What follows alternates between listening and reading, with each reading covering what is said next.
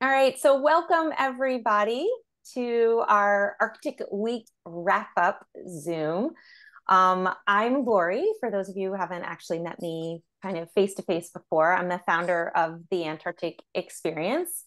I'm here with Lauren, who is the managing director of Polar Tracks, and Polar Tracks Expeditions is the exclusive partner travel agency of the Antarctic Experience. And together we co-admin the Antarctica Travel from bucket list to booked group. So both Lauren and I have worked for many years as expedition guides. I figured it out today, as I never usually keep track. I've been guiding all over the world for about on expedition ships for about 23 years now. Lauren, you're catching Mm, up. No, not really. About 11 for me. So I'm just a baby as far as that goes. I don't think so. And so together, and with everyone that is at Polar Treks as well, I think I can speak for all of us and say that we believe that if you're going to travel to the polar regions, you should get the best and most accurate advice possible from people who actively work there, like we do, and all of the agents that are at Polar Tracks. So before we dive in, Lauren, do you have anything to add? A little intro? Um, yeah, so I've been guiding in both regions since 2013, and starting to slow down a little bit now. I don't know how Lori has done 23 years. It's quite a tiring job. But it's just been amazing to spend so much time in what are the most beautiful places in the world. And I'm excited to talk about the Arctic. It's similar and different to the Antarctic, and can be a little bit of a complex place to discuss. So I'm excited to see what questions you have. And there's a lot of familiar names and faces here. So anyone who's been in touch with us, are really happy that you're entrusting your trip to this Antarctic experience ecosystem. So yeah, just let's get started then. Awesome. So I'm gonna start with a kind of an overview of the differences between the Arctic and the Antarctic, and then I'll pass it off to Lauren, who will kind of dive deeper into the Arctic regions. As she said, it's a pretty complex place, much more so than Antarctica when it comes to the different regions. And for those of you who might be new here, I regularly do Zooms about the different regions that you can travel to in the Antarctic and the different itineraries. So if you're interested in that, just let me know and I can host another one. But today, since we are wrapping up Arctic Week, let's look at the differences between the two. Can everyone see my screen? Yes. Okay, awesome. So kind of the big differences that people always talk about is Antarctica is a continent surrounded by ocean, whereas the Arctic is an ocean surrounded by continents. And interestingly enough, both areas are about 1.5 times the size of the US. They're not exactly the same size, so it's kind of approximate, but they are very large areas. And one of the biggest differences, besides some of the animals that you'll see, is that there are no native people in Antarctica, just research stations. As pictured here, the one on the left is Argentine research station, Esperanza. And on the right, there are a number of different indigenous populations that vary according to what region you are going to. So a lot more culture up in the Arctic. And both are very rich in history as well. So for plants and animals, there are a few that do cross over. Kind of my favorite one is the Arctic tern right there in the center with the black cap. The Arctic tern has the longest migration of any bird, and it will go round trip from the Arctic to the Antarctic about 70,000 kilometers, almost 71,000 kilometers, which is about 44,000 miles. So it breeds up in the Arctic and then it spends its time in the Antarctic in its non-breeding plumage, which is very hard to tell the difference between a non-breeding Arctic tern and a juvenile Antarctic tern. So that's always a fun thing to try to do if you see them. We also have humpback whales in both areas. They come from different regions. You're going to see different individuals in both places. But besides that, we've got a lot of differences in the flora and the fauna. Of course, the most famous penguins versus polar bears, but kind of going beyond that, the Arctic has a lot more land mammals to see and amazing cliffs of nesting seabirds. Antarctica, of course, has wonderful nesting seabirds and the large albatross. Big haulouts of different kinds of seals down in the Antarctic, like elephant seals and fur seals, and you see a number of seals on the ice. Seals up in the Arctic are a bit different, and you get these wonderful groups of walrus, as pictured there, and plant life. If you love wildflowers and other different plant life, the Arctic has the gorgeous tundra, and you're able to do some hiking there and see lots of different types of plant life. Whereas in Antarctica, you're sort of limited to the mosses, lichen, algae, and the two flowering plants that they have. That one pictured is the Antarctic hairgrass. So that's a real general overview to the differences. And as I said at the beginning, the Antarctic, while there are a number of different itineraries that you can do, and you can also visit the sub-Antarctic islands, there is a lot more variety up in the Arctic. The diversity of the different areas of the Arctic mean that you can go to one place and see totally different things than in another area. But I am going to let Lauren take this from here, unless anyone has any questions so far. Nope. All right. Okay, I can dive right in. Okay, so I think the question I'm asked most often when I have someone interested in an Arctic trip is, what region should I go to? And that's a very difficult question to answer, especially if you're not sure what you want to see. So I think what I'll do now is just very quickly go through all the regions as an overview, because I could take 6 hours if I delved into each of them in detail. So just a very quick overview, and then based on your questions, and we can dig in deeper to some of them. So we made this map last week, which may look a little bit confusing, but actually I think it's very beautiful. And you can see how the Arctic is laid out, and it's all centered around the Arctic Ocean. So if we start with Alaska in purple, and admittedly, I haven't gotten to work in Alaska yet, so Lori is our resident expert on Alaska if you have any questions about it. And only just the very northern part of Alaska sits within the Arctic Circle, but an itinerary here would be like the Inside Passage, coastal Alaska, up to the Aleutian Islands. The Aleutian Islands are like this really interesting looking, it's not really a peninsula, it's like a ridge of islands, beautiful seabirds, yeah, it's meant to be absolutely stunning. So that is what Alaska has to offer, but very little of it is technically in the Arctic. And then if you look in orange, so this past summer season last year was my first time working in the Canadian Arctic, and it was amazing.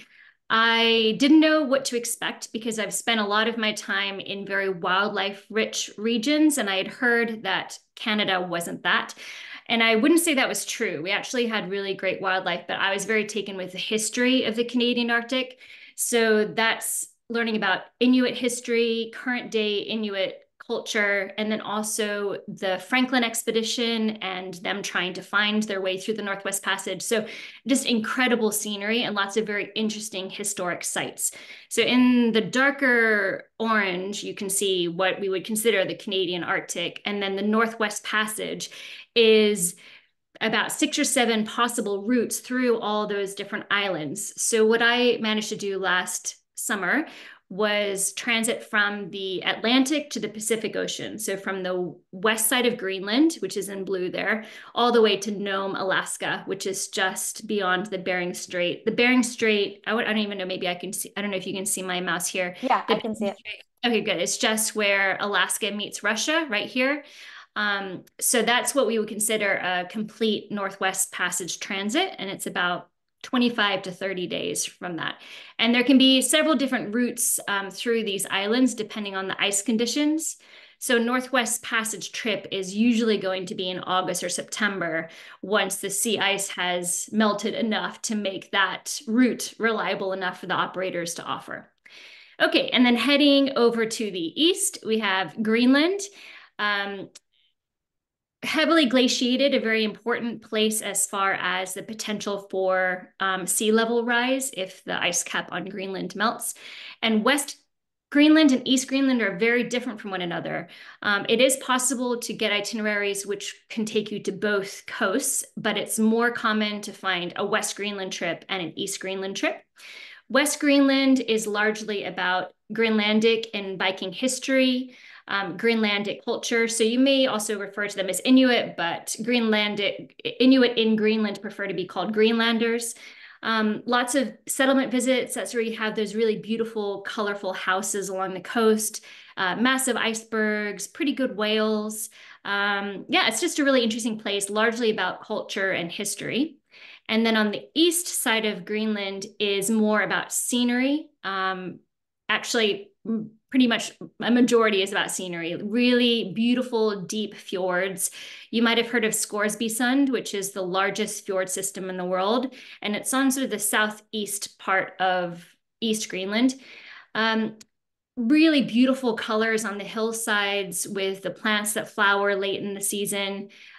Huge, huge icebergs as well. There is wildlife, though admittedly in all of Greenland, most of the wildlife is still hunted. So glimpses of things like polar bears, muskox, narwhal, seals, hare are fleeting. So I wouldn't consider anywhere in Greenland to be a wildlife destination, more about scenery, culture, and history. Iceland, I think we're all probably pretty familiar with Iceland, all about volcanoes, fire and ice. And I've done Iceland through a road trip, which is amazing. If you want to rent a camper van and do the ring road around Iceland, it's incredible. But there's also quite a few places that are only accessible by sea. So doing it by a cruise ship is also kind of an interesting way to see Iceland.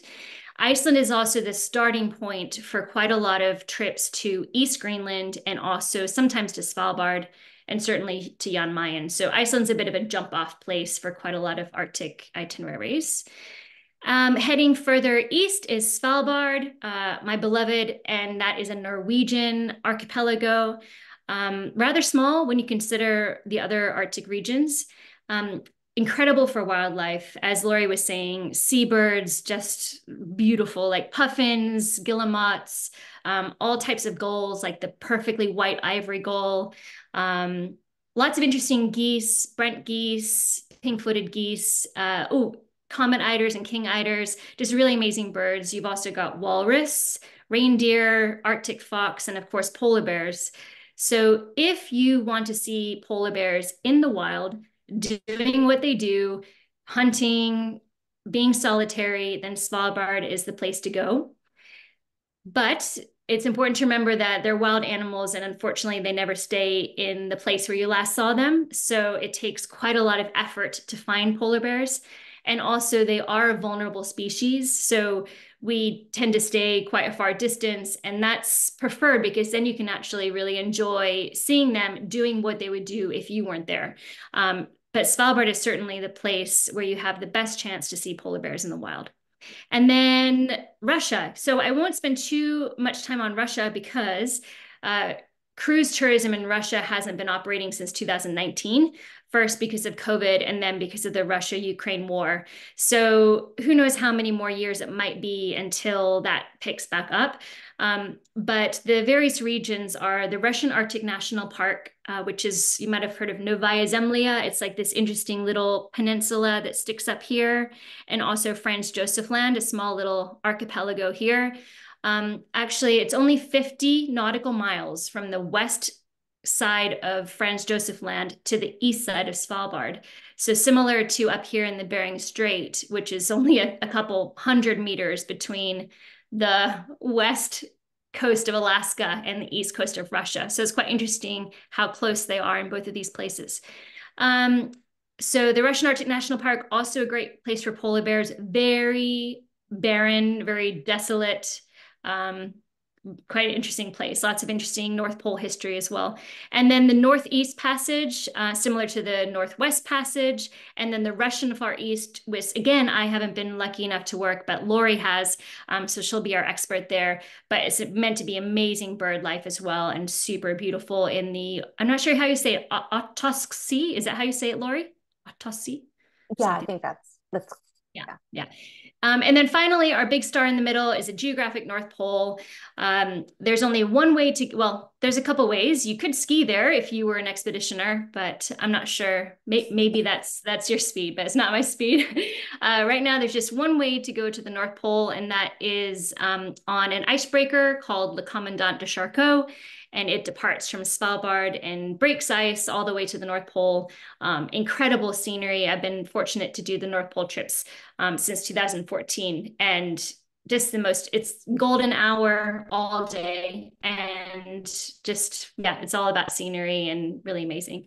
So anyway, wow, I don't know how long I spoke there, but hopefully that's like a decent overview of what there is to kind of help you narrow down on maybe a couple of the regions that you're most interested in. Thanks, Lauren. I thought that was awesome. As you all can see, a real variety. I think you can go back multiple times. In fact, in the group, um, I forget who it was, but had been to a number of different regions and commented on the differences and what they liked most about them. So check out. It's a comment under the post with the regions map. So definitely check out those comments. And we There's were a question. Oh, okay. sorry, there's a question from Brandy. I was gonna say there. Our first question came in. Yeah, about Churchill, Canada. So, hold on 1 second. I'll just pull up this map again. 1 second. I think Um, Brandy also wants to see belugas. Ooh, oh yeah, I forgot about Beluga. Okay, um, so Churchill is somewhere over here where my mouse is, so kind of halfway between the point, orangey point on this map, and where the Arctic Circle line is. So Churchill's quite an interesting place. I have not been, but from what I can gather, it would certainly be the best place to go if you want to see polar bears up close.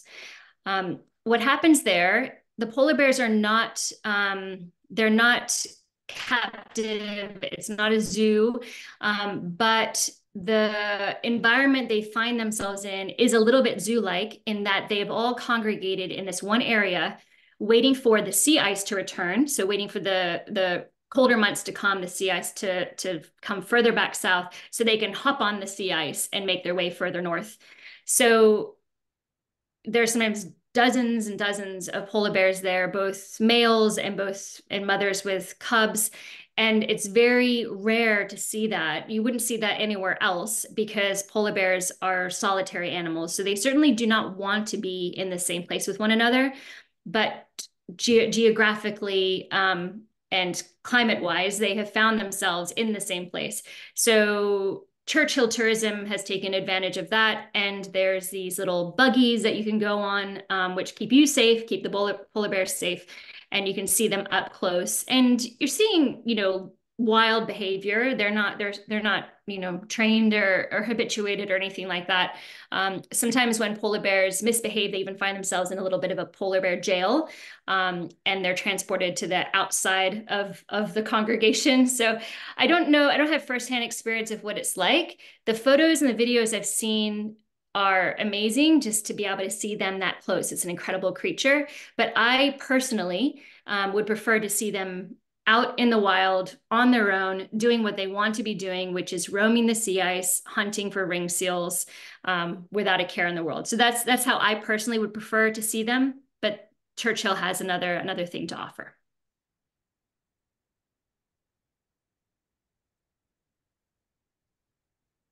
Any other questions? You can ask in the chat or you can unmute yourself and go for it.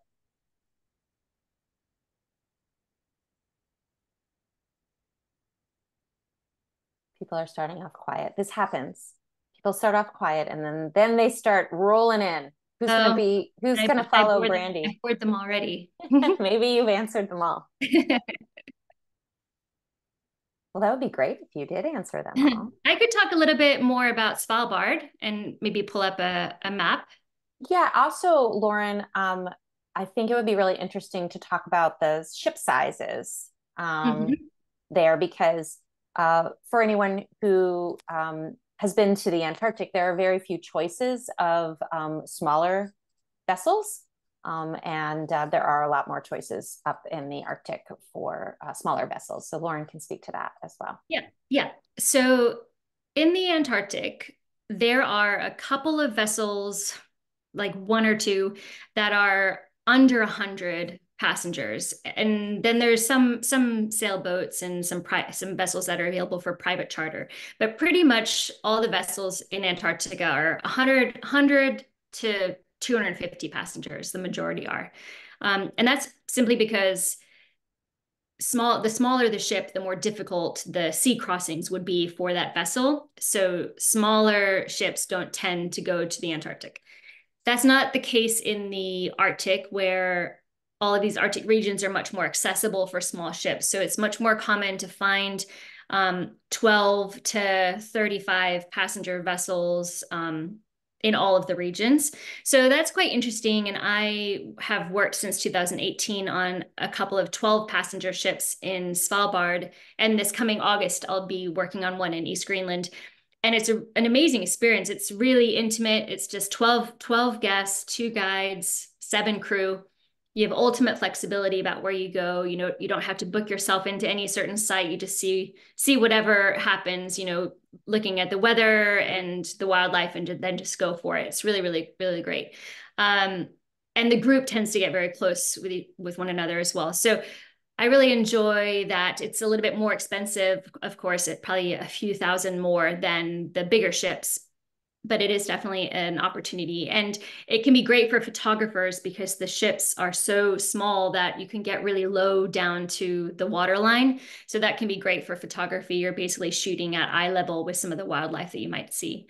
And then just because of the small numbers, you just have two Zodiacs and you're out within 5 minutes. So you can take advantage when opportunities present themselves. We're on a ship of 130 passengers, like there's logistics involved in getting everyone out to see something.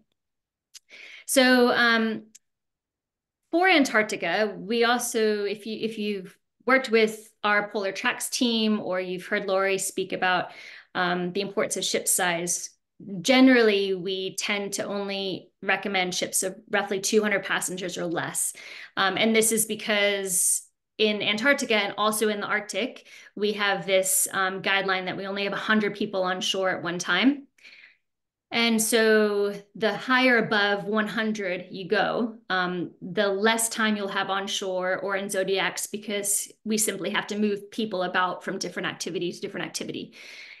In the Arctic, I feel like it's even more important to go on as small a vessel as you can. So I would prefer 140 or below because when we're on shore, because of the risk or the potential danger of finding ourselves on shore with a polar bear, we can't just let everyone go off and enjoy themselves and go for a little hike and a wander and sit on the beach. You have to stay in smaller groups. Or there might be a perimeter set up that's quite small and you just have to walk within that area. So just logistically, it's just yeah, your time on shore is maximized by being on as small a ship as possible. And I would also say the chances for wildlife encounters are better on a smaller ship as well. So yeah, that's just my thoughts on ship size in the Arctic. I'd recommend if you can 140 passengers or less would be my recommendation. Yeah, thanks, Lauren. It is really important up in the Arctic to because everything is much more contained and it's more guided than in the Antarctic. That having that smaller size and the flexibility, if you can do it, go on a 12 passenger. I know a bunch of people who work on them as well, and they just love it. The like you said, down close to the water line and the flexibility. Yeah, my husband is actually on a 12 passenger ship right now in Svalbard. And they have Starlink for the first time. So I'm getting updates. And so it's now 6:30 for them. today, and they had no plans at the start of the day, but they've already done a Zodiac cruise. They did a landing. They've done the polar plunge. They went out on the stand-up paddle boards, and now they're having like an outdoor barbecue and just watching, enjoying the scenery. So they've done like 5 things today, where on a bigger ship you might have accomplished 2 by now. So it That's is great. pretty great. We've got some questions from Steve and Nicole. Do you want me to read them or do you Oh, have I them up? can, yeah. So, Nicole's, what's the name of the 12 passengers? So there's maybe a half dozen of them. If you want to look up what they are. So, well, the ones that I've worked on and that we most often recommend are Kinfish, Kinfish, and Polar Front.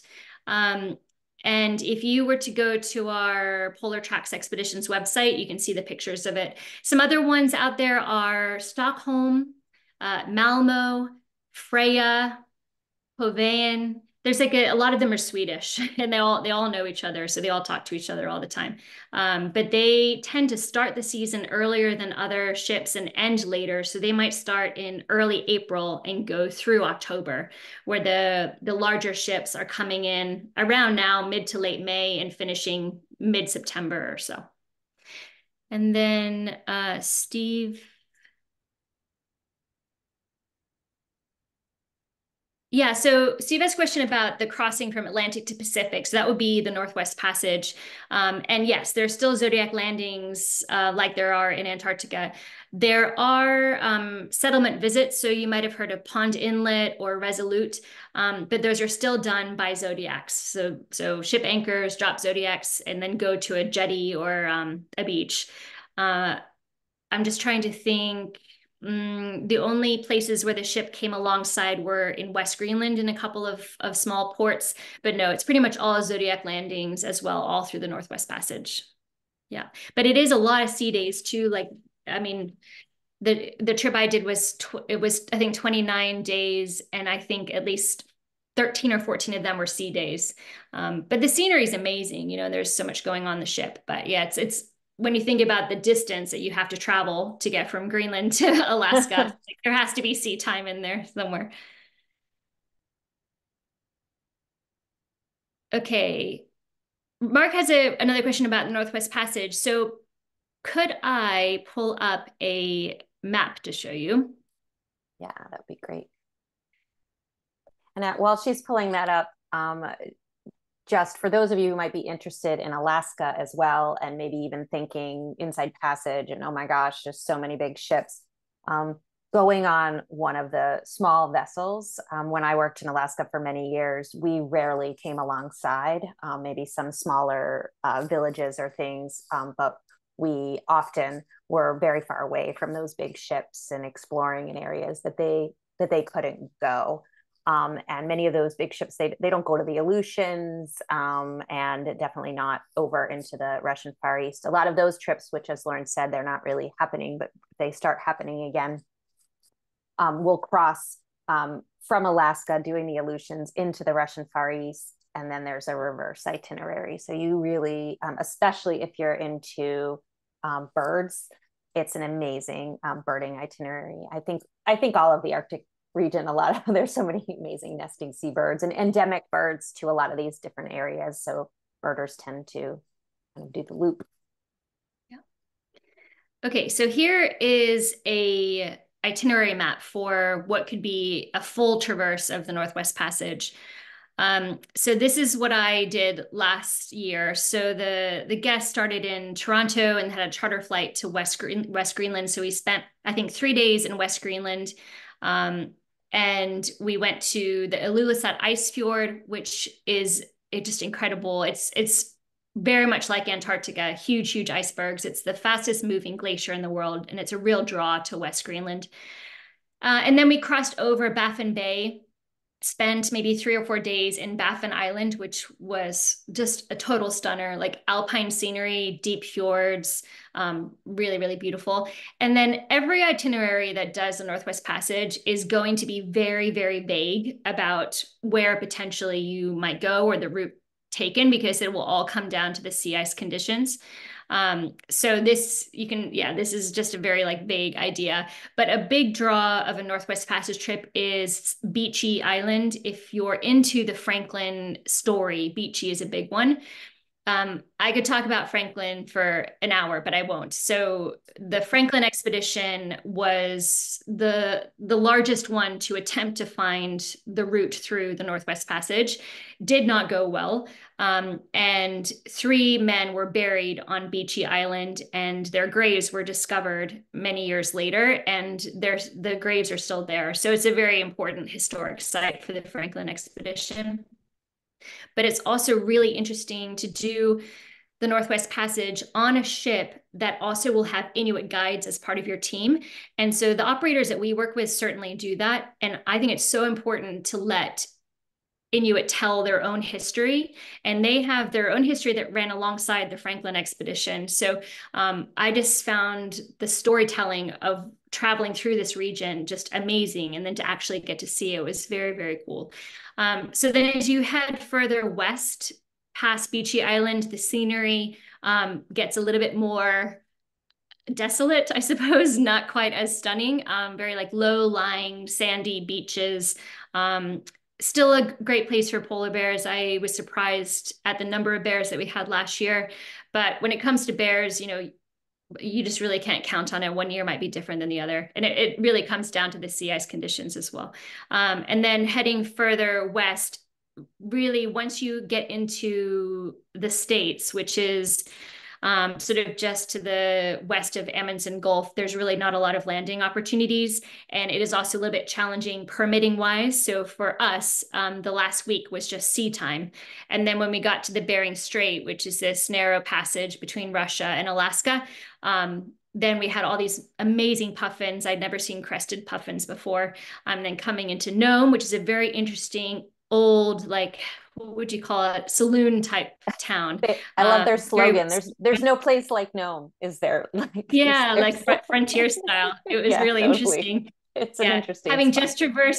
having just traversed the Northwest Passage, and then coming into a town with like big Ford trucks and Yeah. American flags, and it was very interesting. But yeah, so this is just an overview of the Northwest Passage, but I would imagine every operator that does a trip like this really focuses on the history and kind of tells quite a few different stories about the exploration of the area, not just the Franklin expedition. But yeah, hopefully that answers that question.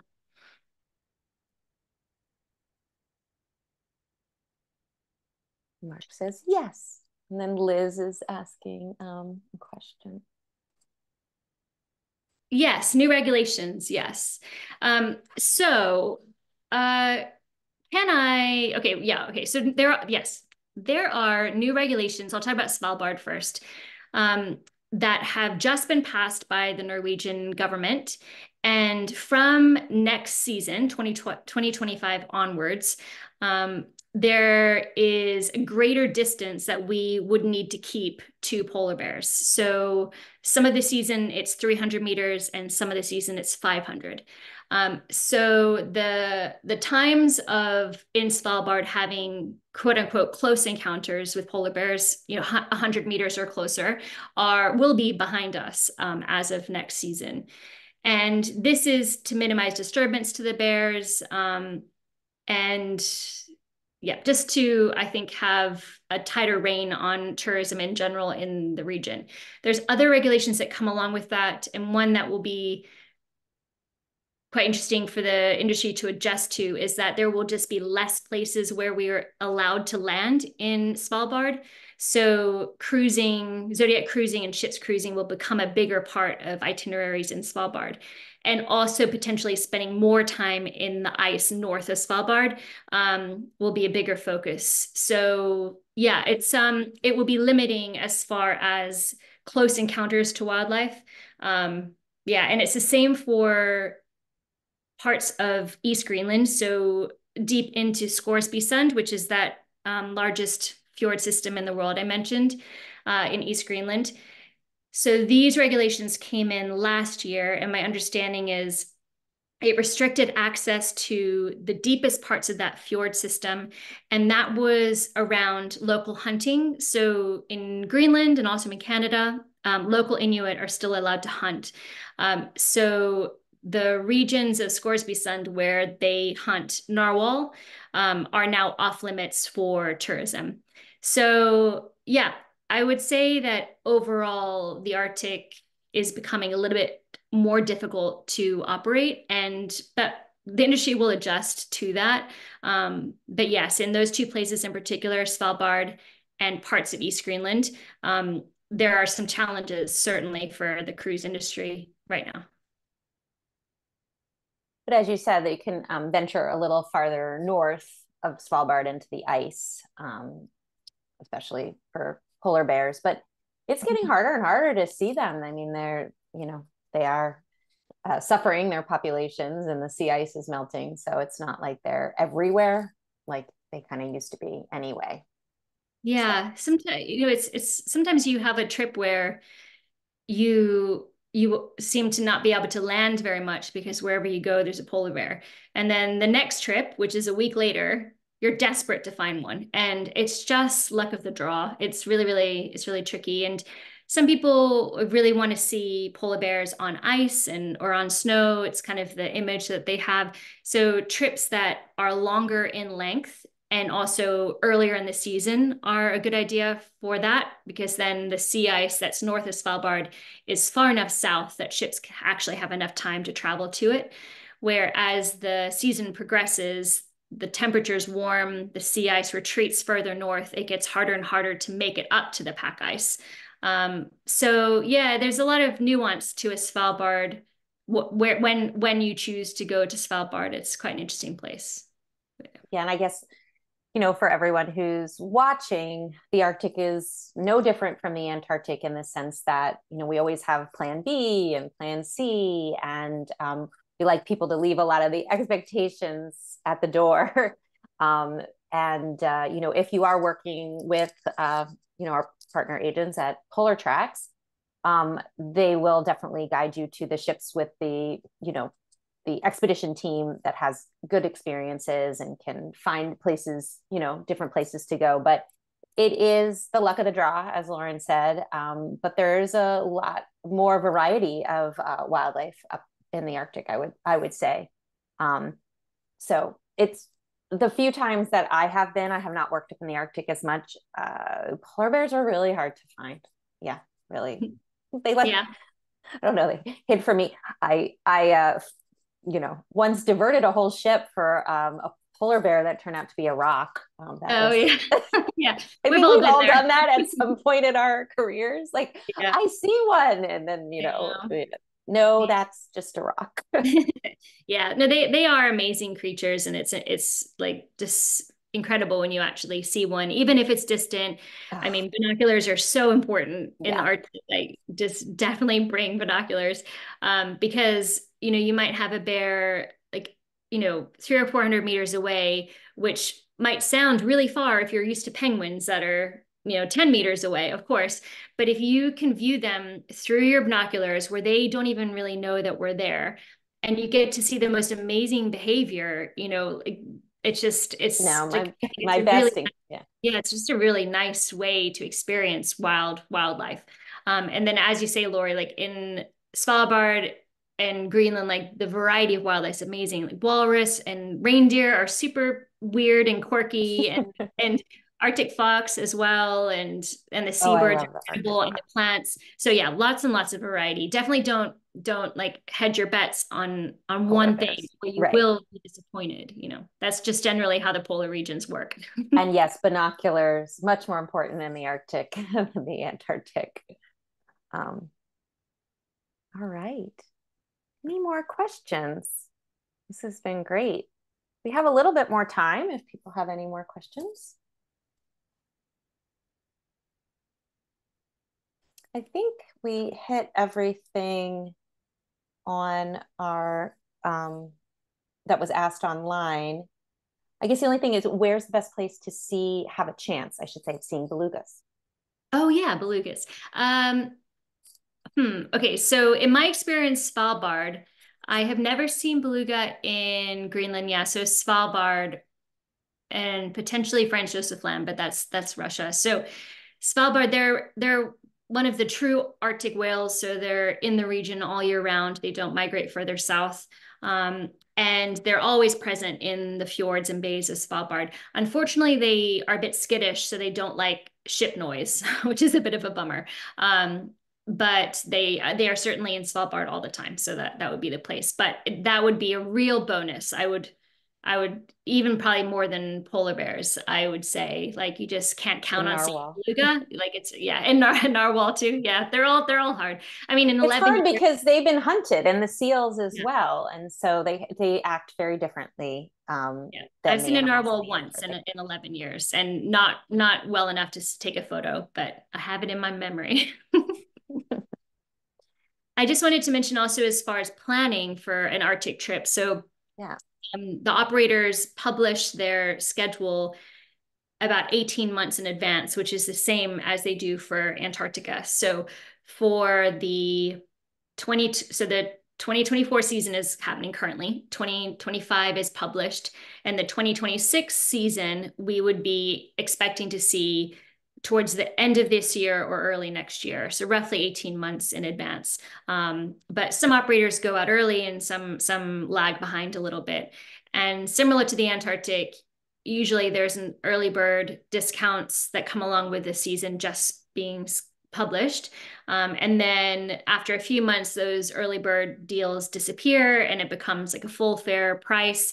And then the last minute discounts start to come around February, March, something like that for a season that starts in May. Awesome. And so for people who are not already working with someone from the Polar Text team, if you want to work one-on-one, we have a new Arctic survey. I just put it in the chat so you can look at it. And so it'll talk about the different regions, or if you're still confused, there's a place to check. Keep educating me. I'm not 100% sure on what I want to do. And as Lauren said, this season is a little bit longer, and some of it can overlap a bit as we're kind of getting into the late season of the Arctic and the early season of the Antarctic, especially if you want northern lights. That's your time. Yeah. Donna just asked a question about binoculars. So Yeah. some ships will provide binoculars to each cabin, and those would be the luxury ships, which I have not worked on, but I've heard that they do that, which is very nice. There will always be pairs of binoculars around the ship that you can borrow just in the moment, not to like take away. They're sort of more for public use. But most ships will not provide binoculars, so you should bring your own. And they don't need to be Swarovski as much as that would be lovely to have. But I have Nikons now, and I've also used Vortex and Bushnells. And I find that a nice what was it called? Like specification is 8x32s. So those are a nice size where they're not too big and bulky to hang around your neck, but a nice magnification for the distance that you would want it to be. And also you have to remember you'll be in the Arctic when it's light all the time if you're there in summer or most of the time. So you really don't need binoculars that can deal with low light, which is what makes them very big and bulky. So 8x32s are what I have, and something around $100 would be totally adequate. And then what do people wear for the polar plunge? I have seen all sorts of worn or not worn for the polar plunge. Whatever you like, swimsuit, long underwear, nothing, a costume, as long as it's not going to have anything that could come off in the water. A wedding dress, whatever you like. There's no judgment. And Liz is also asking about northeast of Scoresby-Sund, if you've been up there. Yeah, northeast of Scoresby-Sund. Maybe I can open a map. Hold on one second.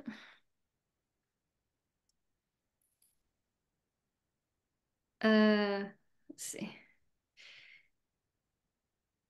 Okay, here's one.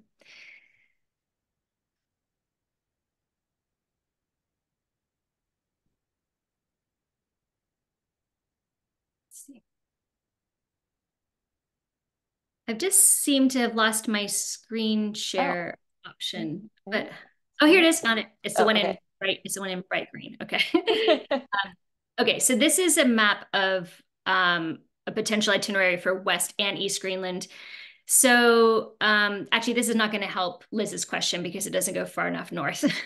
Okay, so you see just below these words, Greenland Odyssey here is a big fjord system. So this is Scoresby Sund, that really large one. And then further to the north, sorry, I don't have an adequate map for it right now, is wait, hold on, I do.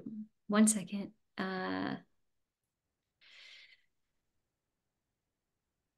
Here we go. Okay, can you see this? Yes. Okay. Um, so zooming in, so the big one here is Scoresby Sund, and there's you can see Ittiqortormit. Ittiqortormit is the only settlement on this side. And there's a little airport there actually. So some trips actually will fly in there. So if you head further north from here, there's a few interesting fjords in here, but much further north in this area. Um, yeah, this whole area here is an amazing place to explore, like very interesting historical remains. Also, if you've heard of the Sirius Patrol, so that's like the kind of like the rangers of Greenland, and they have the sled dogs, and so they have some stations up there. Very like alpine scenery, glaciers, deep fjords, really amazing geology, like weird rocks. Great for Zodiac cruising, some opportunities for long hikes, um, lots of like freshwater lakes, and yeah, it's beautiful up there, but very restricted by sea ice. So a trip up there would need to be late August, ideally in September. The sea ice doesn't really retreat from that area, yeah, until end of August. So that would be need to be an East Greenland trip, which has at least a week dedicated to East Greenland. If there's anything less than that, an operator will likely just focus those days on Scoresby Sund. Because it is quite a big distance to get from Scoresby Sund all the way north to this area. It would be a full sea day just to do that. So you'd need to do a very focused, long East Greenland trip to be able to spend time in both this northern area and a few days in Scoresby Sund. And Liz, I was there once. It's beautiful, absolutely beautiful, just as Lauren said.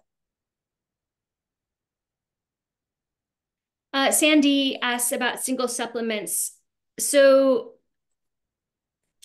there's no, as far as I know, there's no operator who would allow someone to, a solo traveler, to have a cabin that could fit two people for the same rate as sharing. So there's like different ways to do this. So there's some operators who have solo occupancy cabins that are usually a little bit more expensive than a twin share, but less than paying a single supplement. So there's definitely a few options out there for that. Otherwise, if you wanted to have your own cabin, you would be paying anywhere from 1.5 to 1.8 times the twin share rate. Or you wait until there's a no single supplement sale, and that's usually a last minute sale because an operator will see, oh, we have 8 porthole cabins that we could fit 16 people into, but for whatever reason, it's not selling well. So we'll put a no single supplement on those cabins. So then potentially to fill them with 8 single travelers for the same price as sharing. So that's usually a last minute thing that happens in the few months before departure. But no, it's just math and finances that it doesn't really make sense for there to be for it to be possible for a solo traveler to pay the exact same as a twin sharer, but to have the whole cabin to themselves. But more and more operators are adding in solo occupancy cabins. And I think that's because the solo traveler market is just booming right now. And so there's definitely a huge need for that. Oh, and there operators that have more than 12 packs, but less than 130. Yes, there are a couple of ships that are around 55, two ships that are around 55. And then there's a couple of ships that are 108. There's one ship that's 114, and then a few around the 130 mark. But there's nothing that I can think of that's like 70, 80, 90, nothing like that. It's quite a big jump. And that's because there's different regulations for ships of under 12 and more than 12. And it just, yeah, financially makes sense that if you're going to make the jump of being a more than 12, you make it to a jump where it's easier to be profitable. So unfortunately, in that sort of 60, 70, 80 range, there's not much out there. How many people, Lauren, are on the Rembrandt? Oh, I think Rembrandt might be 35 or Okay. 39. Yeah, Rembrandt, it sounds like a really cool ship. It does.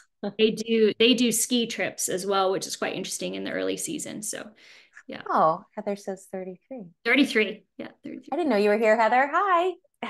Lurking in the background. You should show your face.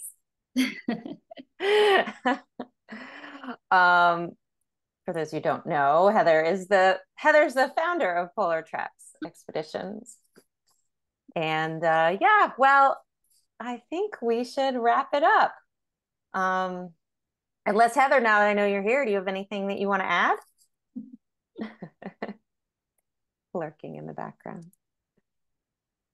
Nope, she says no. All right. Thank you to Lauren for giving us such great information. Thank you to everyone who attended. Thank you to everyone who's watching on the replay. And if you have any more questions, definitely feel free to ask in the group on one of the Arctic threads, because we'll be wrapping up Arctic Week and going back to talking about all things Antarctic travel. But we'll still be peppering a little bit of Arctic here and there because we know that people are interested in traveling to both regions. And since Polar Treks has great experience in both regions, we should take advantage of that. Yeah, I guess I'll see you all in the group and see you next time. And if you want to work one-on-one with one of the experts, fill out that survey. I'll include it in the replay email so you have the link directly. All right. Thanks to everybody. Hi, everyone. Bye.